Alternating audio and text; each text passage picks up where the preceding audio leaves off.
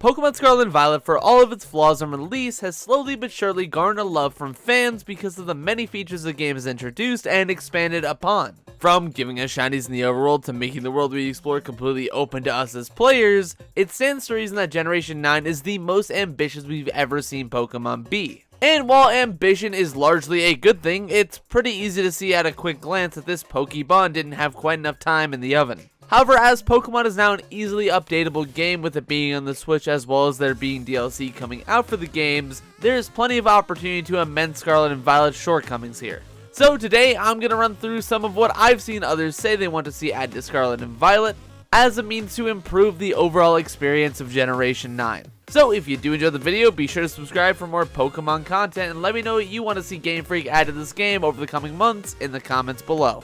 So first and foremost, I want to talk about adding in more Paradox Pokemon. Literally on day one of this game being out, I saw people posting and sharing loads of different Paradox Pokemon concept designs using both the past and present variants. And it is because of this, and just in general, that I would imagine that people want to see more of them in the coming DLCs. I do want to notate that the ones that we currently have in the game are really sweet and cool, but we've only got 16 of them all in all, and frankly there's plenty of room to add more.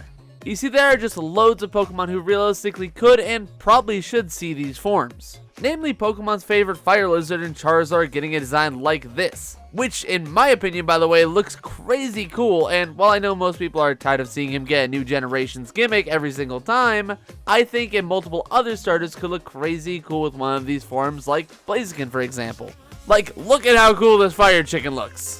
Additionally, I think this would be a really cool way for them to expand on the world that Pokemon has already created. Specifically, I'm thinking of things like showing off the original forms of the legendary beast from Johto, which, if you didn't know in the lore of Johto, died in a fire, but were then reincarnated by Ho-Oh in the forms of Suicune, Raikou, and Entei. But also, take this as a grain of salt because I am just a Johto stan and I want anything from that region to exist at any given moment. I love Johto way too much. Fight me.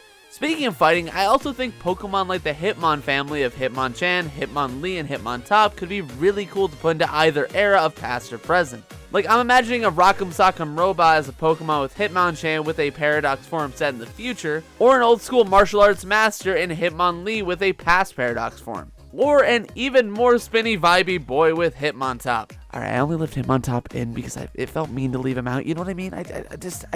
Anyway, my point here is that the idea of seeing past or future versions of familiar and popular Pokemon is genuinely an amazing little concept, which was done pretty well with the current batch of Paradox Pokemon. So to see this idea return with an extended roster in the DLC would be a stellar step for making these games even better than they already are. Speaking of extending the roster, we do need to talk about the elephant in the room, as it's been sitting here for over 3 years now, and that elephant's name isn't Q-Font, rather it's the National Dex. Now trust me, I knew well and truly that the National Dex being absent from the release of Pokemon Sword and Shield was a sign of things to come, and call me a boomer, but I think they absolutely could and really should add the National Dex back into these games. One reason is that in some ways by not including that version of the Dex, it has alienated part of Pokemon's demographic.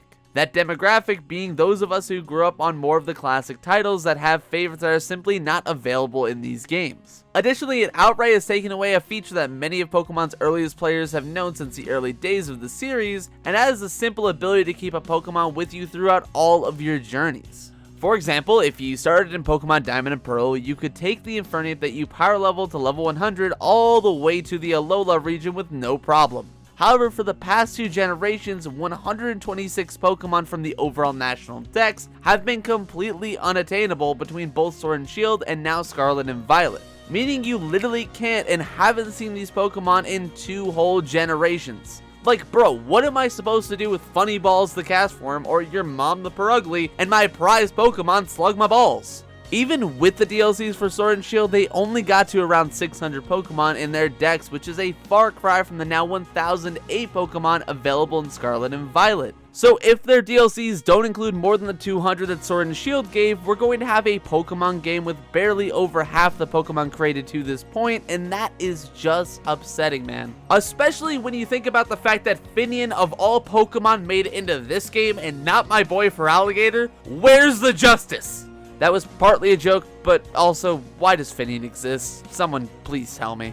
You know, even if they don't include the full Pokédex, I do hope they make strides to include a vast variety of Pokemon with the upcoming DLCs, and with the rumors currently circulating that we could be visiting a familiar region, I'm thinking that could be a really great way to accomplish this goal. And with that in mind, frankly, I think the next thing they definitely need to add to Scarlet and Violet is the entirety of the Kalos region. Now, let me be the first to say that I would be utterly shocked if they somehow managed to pull something of this scale off, considering the open world gameplay style that Scarlet and Violet has gone for. However, if they did it, it would undeniably be the biggest expansion Pokemon has ever offered in a post-game form. I do also have to mention that I am personally extremely partial to this idea, as it brings back some extremely warm memories of Pokemon Gold, Silver, and Crystal, allowing us to travel back into Kanto as part of its post-game. And this is really just that concept, but with way more potential lore, as characters like AZ are rumored to be referenced or even possibly might appear in the game. And we can find out more about the Kalos War, which is something about Generation 6 I personally wanted to know more about, and tons of other fans have wanted to know about too. However, even if we only get a glimpse into Kalos with this, it could and should be a great step in the direction of capitalizing fully on the massive world of Pokemon between all the regions. That said though, I do know that something like that would require a total overhaul of how the game is currently optimized to play, as adding a whole other region is bound to make the performance tank pretty significantly. But that leads me into my next and last thing they really need to add to this game, and that is just a stable, consistent frame rate. Now trust me, I won't harp on this one for too long because frankly the game is still serviceable, but the memory leaks are inexcusable and ruin many people's first impression of the Paldea region, which is an absolute shame, as well as a bunch of frame rate and other little bugs here and there. So, by ensuring the quality of these games is updated to a higher standard, I believe gradually the negative first impressions some players pose will slowly start to dissipate, and people will start to see Scarlet and Violet for the stellar Pokemon experience that they really are at their core. By the way, that is by no means to say that they are perfect, as you can probably tell by the title and the contents of this video so far, you know, with it being all about things they need to add to these games. But the better the games get, the more excited I can be and will be for the DLC in the next games whenever those decide to come out too. I'm just generally really optimistic, and I hope Scarlet and Violet can overall turn around the negative press that it got in the beginning by continuing to amend and optimize and make the game a better experience for players. Anyways, I'm genuinely wondering what you'd like to see added to these games as the next months and years go on. For me, it's gotta be the National Dex because I'm missing way too many of my favorites, and I still gotta complete the National Dex for the very first time in Pokemon, as I never actually did it back in Alola, and I could go back and complete it there, but it kind of feels incomplete if that makes sense. But one other thing I'm trying to catch is your subscription if you want to catch other Pokemon oriented uploads like this one in the future. I also upload a ton of shorts, so if you guys like that type of thing, I also have those for you. And hey, if you like this video in particular, be sure to let me know and let YouTube know that I'm doing something right by hitting that like button as well, and I'd really appreciate that. Anywho, I think it's time for me and my extremely dumb little chili pepper crocodile to take a ride on our motorcycle with legs. I really hate how much I love saying that sentence, but hey ho, the game is the game. As always though, I hope you have a great day while you stay safe and be bold, and I will talk to you soon. Bye bye.